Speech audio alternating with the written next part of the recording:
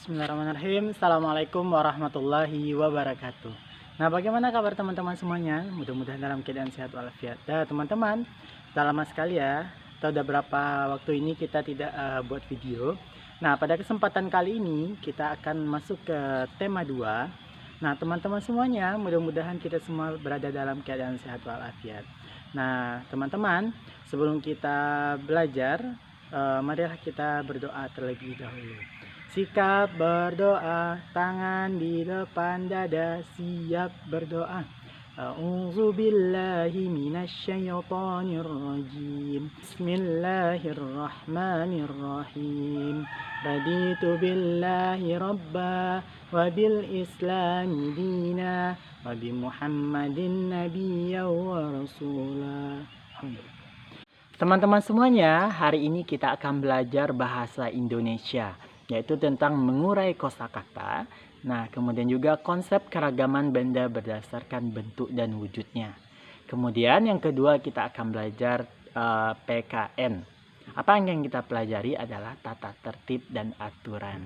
Nah, kemudian yang ketiga adalah kita akan belajar matematika. Apa yang kita pelajari di matematika adalah perkalian. Jadi teman-teman semuanya, mari kita belajar untuk hari ini. Nah, teman-teman semuanya, sebelum kita belajar, Ustaz akan bawa antum sebuah permainan.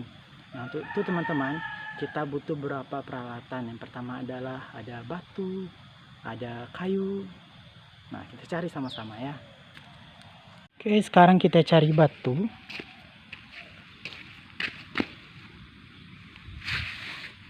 Nah, teman-teman, kita sudah memiliki beberapa jenis batu di sini.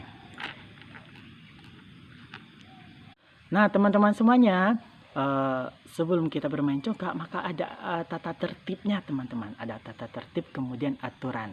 Nah, tata tertibnya apa? Tata tertibnya adalah bermain congkak. Nah, apa aturannya, teman-teman? Aturan yang pertama adalah kita tidak boleh curang. Kemudian kita harus sportif. Kemudian ketiga, kita harus menerima baik itu kita kalah maupun kita menang, teman-teman. Nah, itu adalah terkait dengan tata tertib dan aturan. Nah, selain itu juga teman-teman, ketika kita di sekolah, nah kita juga memiliki yang namanya tata tertib. Apa tata tertib kita? Tata tertib seragam di sekolah.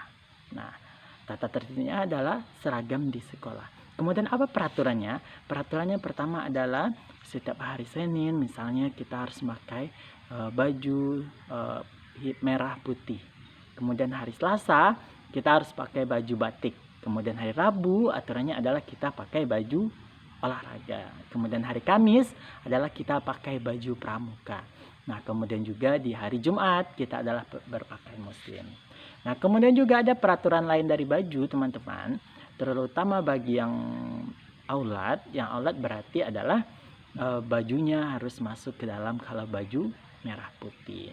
Nah, teman-teman semuanya, itu adalah peraturan-peraturan dalam berbusana di sekolah kita. Nah, aturan yang lain, teman-teman, ada tata tertib datang tepat waktu. Nah, bagaimana caranya atau peraturannya adalah, nah, kemudian teman-teman, yang kedua ada namanya tata tertib berpenampilan rapi. Nah, tata tertibnya adalah berpenampilan rapi. Jadi aturannya apa ya?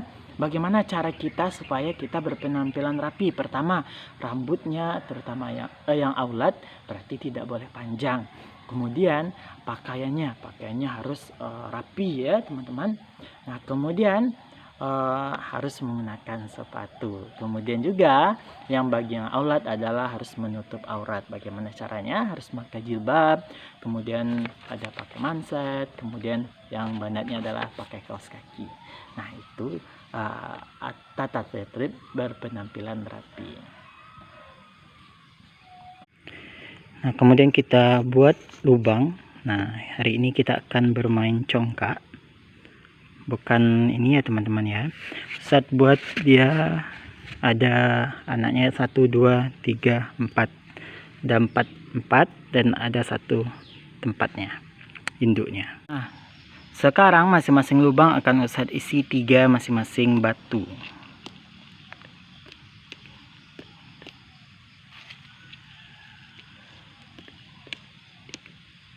Nah, teman-teman, ketika masing-masing lubangnya udah batu, sekarang saya tanya berapa jumlah lubang yang saya punya, atau berapa buah tempat batunya. Ada 1, ada 2, ada 3, ada 4.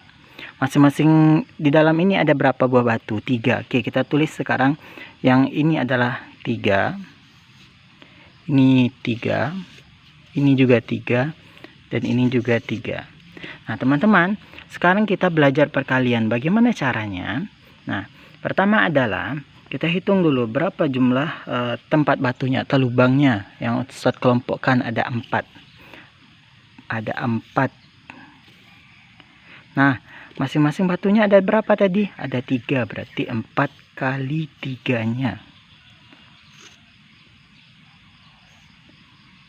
Nah, maka kalau kita hitung di sini 3 ditambah 3 ditambah 3 ditambah 3, maka hasilnya adalah 3 tambah 3 6, kemudian tambah 3 lagi 9, tambah 3 lagi 12, maka 4 kali 3 adalah 12. Kemudian contoh yang kedua adalah masing-masing ini akan saya isi 1, 2, 3, 4, 5.